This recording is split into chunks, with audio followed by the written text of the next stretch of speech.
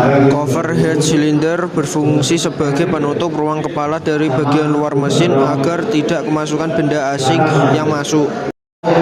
Pulley berfungsi sebagai komponen mekanis yang mentransfer gaya gerak dari tempat ke tempat lainnya. Piston berfungsi untuk mengubah energi pembakaran menjadi energi mekanik. Timing cover berfungsi untuk melindungi komponen waktu mesin berputar dari benda asing.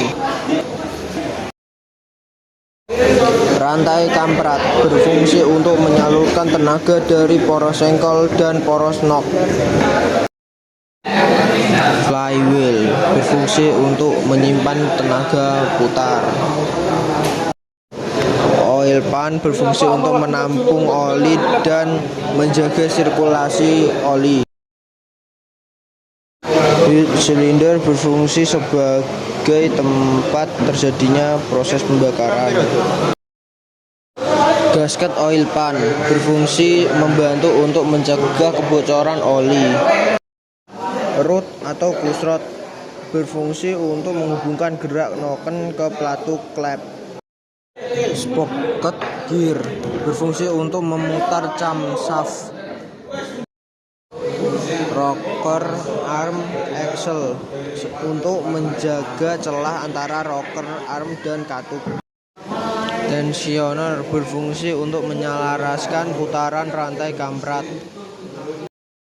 Seher berfungsi untuk mengubah energi mekanik dari bahan bakar menjadi energi thermal. Connecting rod berfungsi untuk menghubungkan piston dengan poros sengkol. Silinder head gasket berfungsi untuk mencegah kebocoran gas dan cooling water. Oli pump berfungsi untuk memompa dan mengalirkan oli ke seluruh bagian mesin. Valve spring berfungsi untuk mengontrol tutupnya kembali katup pada ruang katup berfungsi untuk mengatur aliran udara dan bahan bakar. Camshaft berfungsi untuk mengatur pergerakan katup masuk dan buang. Crankshaft berfungsi untuk mengubah gerakan naik turun piston menjadi gerak putar. Bearing atau bantalan berfungsi untuk mengurangi gesekan dan mendukung beban pada poros yang berputar. Block silinder berfungsi sebagai tempat terjadi naik turunnya piston. Ring piston berfungsi untuk mencegah kebocoran oli dan gas.